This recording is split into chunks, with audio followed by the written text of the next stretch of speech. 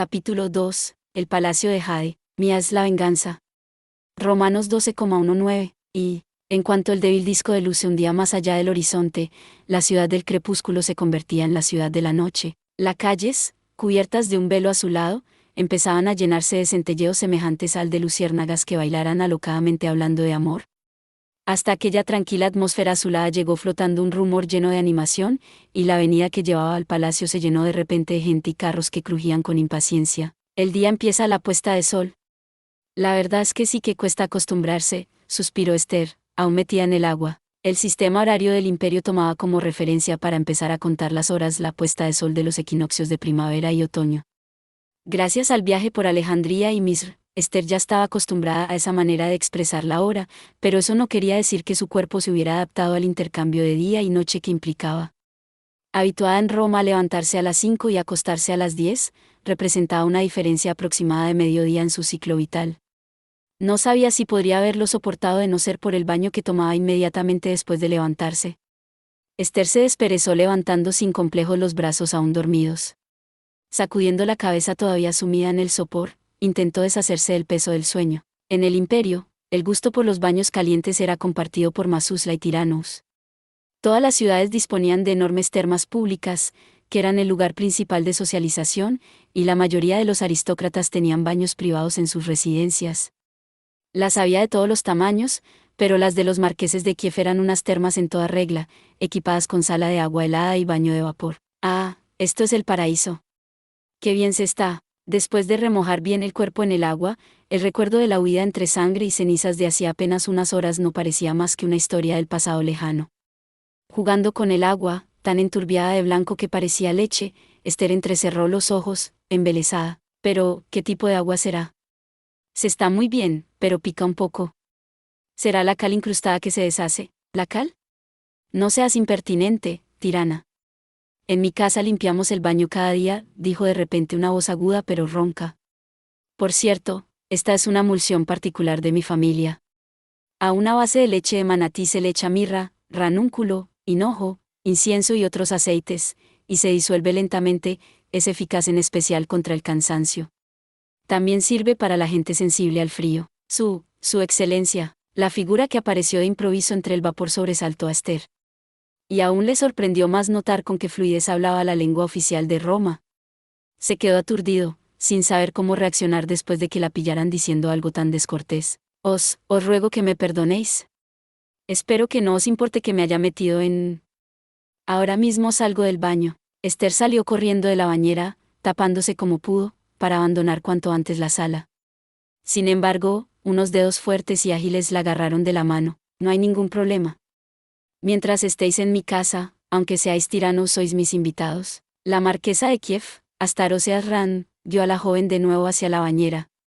La aristócrata era una mujer hermosísima.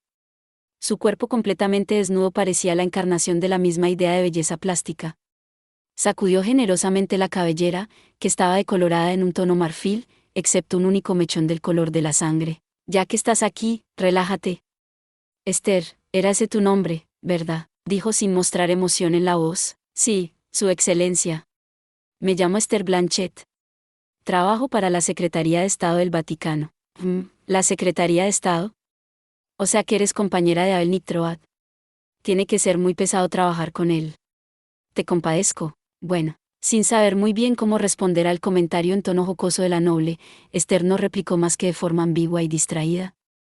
Ella misma no era capaz de explicarse por qué la compasión de la marquesa le había sentado tan mal. Sin preocuparse de la reacción de la joven, Astaroce se metió en la bañera por la parte opuesta. Sus movimientos eran tan elegantes y airosos que no produjeron ni siquiera ondas en la superficie del agua. ¡Qué hermosa!, pensó Esther, ahogando un suspiro para sí. Realmente, la marquesa de Kiev era la mujer más bella que Esther hubiera visto nunca. Más alta que muchos hombres, su cuerpo estaba hecho de equilibradas curvas. A pesar de ser ella misma mujer, Esther se quedó absorta ante la figura. Además, ya fuera por orgullo o por descuido, Astaroce no hacía esfuerzo por ocultar su imponente cuerpo desnudo. Admirando tal perfección, Esther se sintió avergonzada por su modesta figura.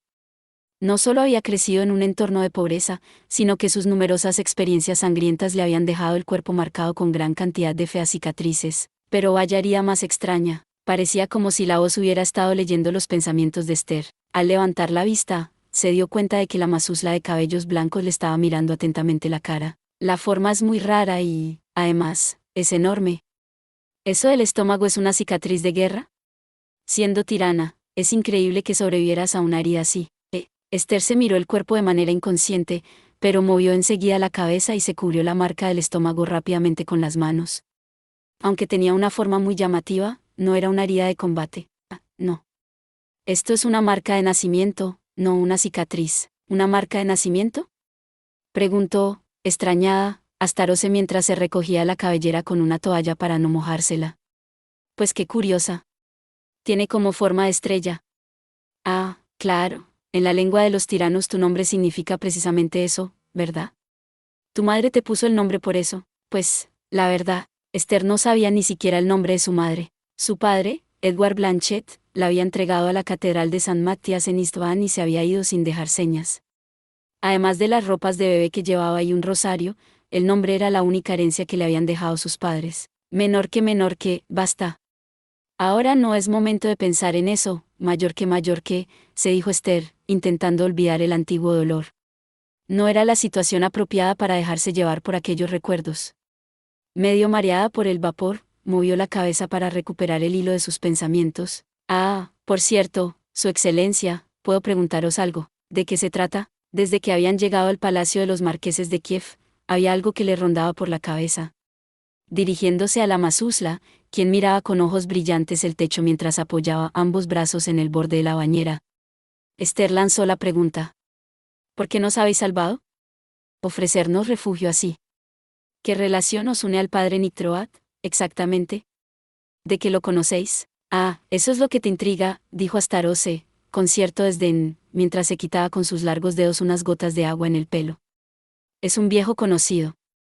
Hace más de 3 años, cuando me encontraba en misión por el exterior, fue él quien me echó una mano. Os echó una mano. O sea que ahora le estáis pagando la deuda ayudándonos a nosotros. ¿Una deuda? ¿Yo? ¿Con ese? Inicialmente, la marquesa de Kiev se quedó extrañada, señalándose a sí misma con el dedo, pero no pasó mucho tiempo antes de que se le encendiera la cara. ¿Una deuda? Pero qué impertinencia. Yo a ese hombre ni le debo ni le devuelvo nada. ¿Me has comprendido, Esther? No vuelvas a sugerir nunca más eso. ¿Perdón? ¿Qué habría hecho el sacerdote? Ante la mirada de Esther, que encogió el cuello de forma inconsciente, Astaroth se levantó un puño amenazador. Reconozco que hace 3 años me ayudó. Pero enseguida se lo cobró enviándome algo inaudito. ¿Qué era? Preguntó Esther, temerosa. ¿Qué os envió? ¿Niños? ¿Y no solo 1 o 2? Me mandó un barco de carga lleno.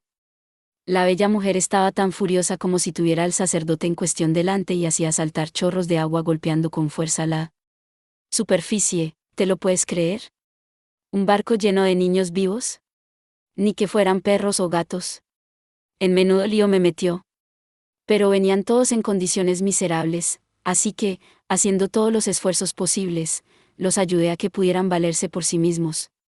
La verdad es que doy tan buena que me doy asco. Sí. Esther no sabía muy bien cómo responder a las palabras del aristócrata. Finalmente, optó por no meterse en problemas y llevar de nuevo la conversación a un terreno menos peligroso. Entonces, ¿qué motivos ha llevado a socorrernos esta vez? Si no tiene relación con el padre Nictroat, ¿de qué se trata? ¿Eso? Respondió Astaroth, asintiendo. Fuera por franqueza o por tener un carácter voluble, parecía haberse olvidado completamente de la ira que había mostrado unos segundos antes. Bajando el tono con voz indecisa, explicó. La verdad es que hay una cosa que me intriga.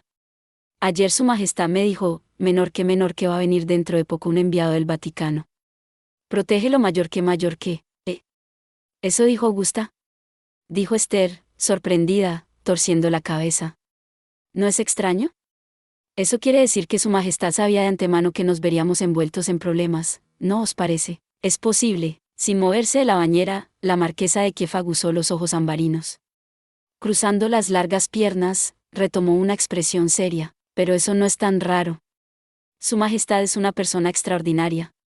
Sabe lo que pasa en cualquier rincón del imperio, algo inimaginable para nosotros. Es muy probable que ya hubiera previsto los problemas a los que os habéis enfrentado. Augusta parecía inspirar una confianza sin límites. Esther recordaba con extrañeza que también el conde de Memphis hablaba de ella con el mismo respeto. Parecía que en el imperio su majestad tenía un estatus casi divino. Era un personaje legendario, del que se decía que había fundado el imperio 800 años atrás, después de que los Masusla fueran expulsados de las tierras civilizadas.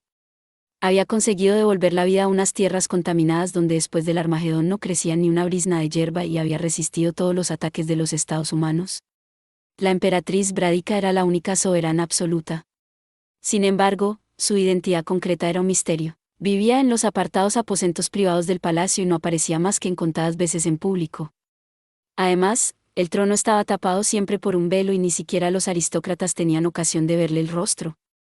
En el Vaticano había incluso quien decía que no era una persona real, sino simplemente un símbolo. Pero, ¿cuántos años tiene su majestad?, preguntó Esther tímidamente, sin saber muy bien si estaba siendo maleducada de nuevo.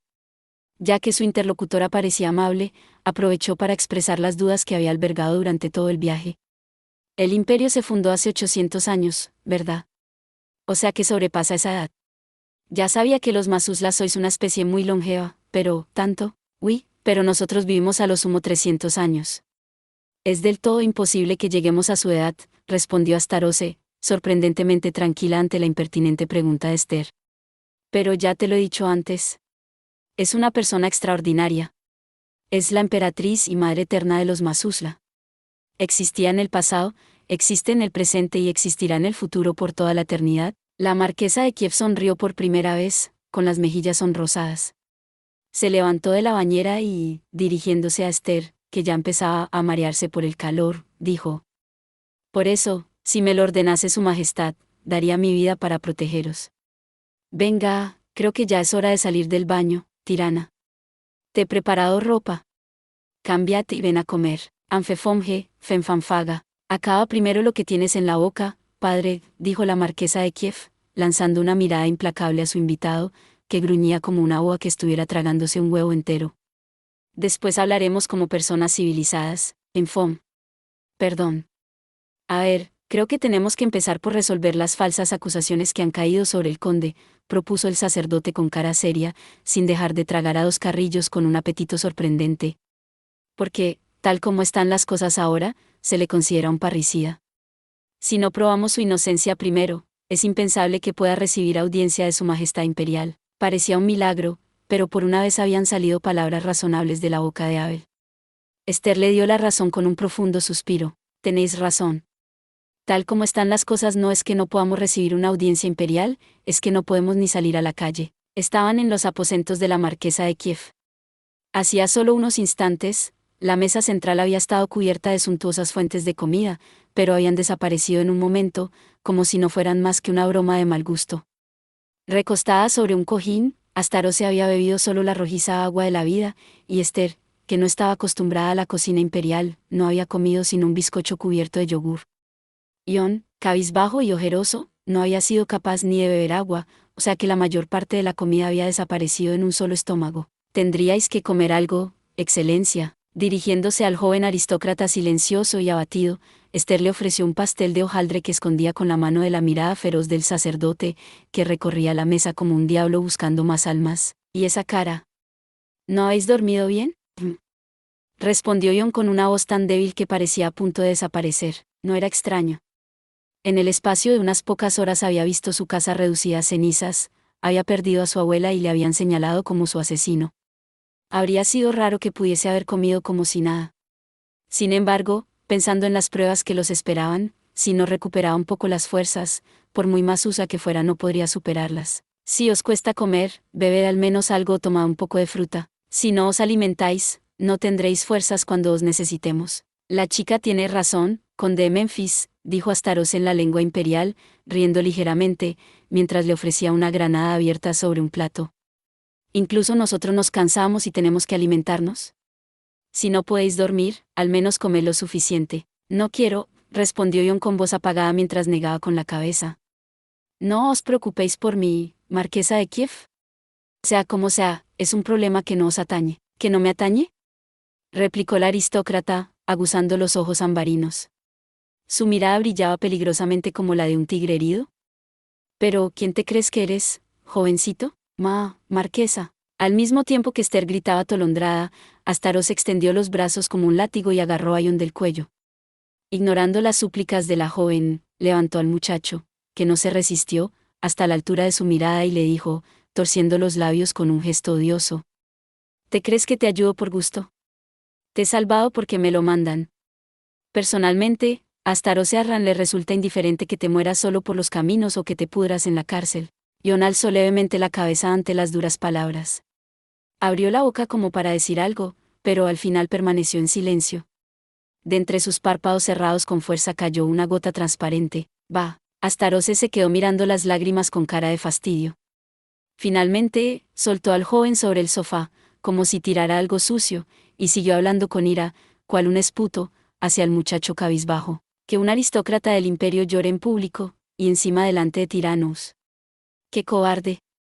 ¿Qué le enseñó la duquesa de Moldova a su nieto? Ante la mención de su abuela, a Ion le cambió el color de la cara. No habléis mal de mi abuela, gritó, sacando los colmillos al mismo tiempo que se ponía en pie de un salto. Si seguís hablando mal de ella, no os lo perdonaré, por mucho que seáis la marquesa de Kiev. Al menos os quedan fuerzas suficientes para enfadaros. Astaroth permaneció inmóvil, observando la explosión de ira del joven. Esther hizo un gesto para interponerse entre los dos, pero la aristócrata la detuvo con una señal y prosiguió, mirando al muchacho con ojos fríos. Más que enfadaros conmigo, sería mejor que reflexionarais sobre vuestras acciones. ¿Habéis pensado en los sentimientos de la chica que hay a vuestro lado? ¡Qué imagen más miserable! Pensad en lo que diría vuestra abuela si os viera ahora. El color del rostro del joven pasó de la palidez de la ira al morado de la vergüenza. Cubriéndose, abochornado, el rostro, respondió temblando, con voz débil pero clara. Tenéis razón, marquesa de Kiev. Ya no me lamentaré más.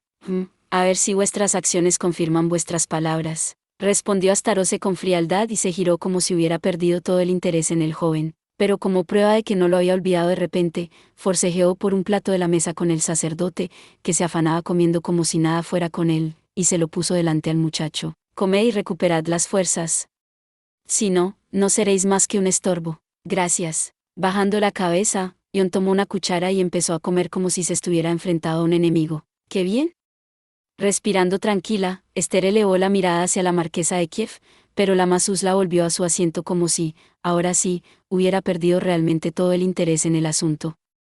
Tomando una copa de agua de la vida, volvió a la conversación anterior con tono mecánico. Bueno, sigamos con el tema que nos ocupaba. Supongo que el padre ya os lo habrá dicho, pero Astaroth Arran es una persona prudente. No sé a qué Astaroth Arran os referís ahora, pero si tenéis alguna idea concreta os ruego que... Uy. Silenciando al sacerdote con un manotazo, Astaroth siguió hablando a los otros dos presentes. Decía, que aunque en general creo que es mejor actuar con prudencia, ahora solo se me ocurre una manera de sacaros de la situación miserable en la que os encontráis. Es una apuesta arriesgada, pero me parece que no hay más remedio que hacer una petición directa al diván. ¿El diván? Interrumpió Ion, que había cambiado de cara al oír esa palabra, se levantó como si acabara de ver un rayo de luz en la oscuridad. ¿Se va a celebrar una sesión del diván? ¿Cuándo? A partir de las 6. Hace un rato se ha anunciado oficialmente una sesión de urgencia en el Palacio Imperial. Probablemente ya les habrán llegado las noticias de la muerte de la duquesa de Moldova. Al fin y al cabo, era la oficial más alta del imperio. Disculpad, pero... ¿qué es exactamente eso del diván? Preguntó Esther, levantando la mano temerosa, un poco cohibida por interrumpir la conversación. ¿Es algún tipo de asamblea? Efectivamente. Es el consejo de nivel más alto y cuenta con la presencia de su Majestad Imperial, respondió Astaroth, con una sonrisa, mientras se apartaba el mechón rojo de la cara. Ni siquiera a los aristócratas nos está permitido ver a su Majestad así como así. Muy pocas veces se permite a alguien que no sea de la Guardia de los Genízaros o del Consejo Secreto entrar en los aposentos privados de su Majestad. Pero si hay una sesión del diván, es una ocasión ideal, dijo Ion, completando la explicación de la hermosa aristócrata. El muchacho aún no había recuperado el color normal del rostro, pero la vida iba volviendo lentamente a su mirada. Arreglándose las solapas, se dirigió a Astaroth con tal viveza que parecía una persona distinta. Tenéis razón, no podemos dejar escapar esta ocasión. Marquesa de Kiev, podemos contar con vuestra ayuda. Confiad en mí. Conseguiré que veáis a su majestad y podáis informarle de todo. Esto se está poniendo interesante. Viendo la sonrisa de la hermosa mujer, quien recordaba algún tipo de animal carnívoro, Esther se sintió intranquila. ¿Puedo acompañaros? Sonó una voz serena a su lado. Al girarse, vio que Abel levantaba la mano después de pararse la hemorragia nasal con un papel. A esa asamblea también pueden asistir los vasallos, ¿verdad? ¿No me llevaríais como vuestro secretario, marquesa de Kiev? Precisamente a ti, padre. Astaroth se quedó con la boca medio abierta, como si la hubieran pillado desprevenida. Enseguida le apareció en la cara una expresión de profundo desagrado. Pues sí que pueden asistir vasallos, pero vosotros estabais en el escenario del crimen de la duquesa de Moldova.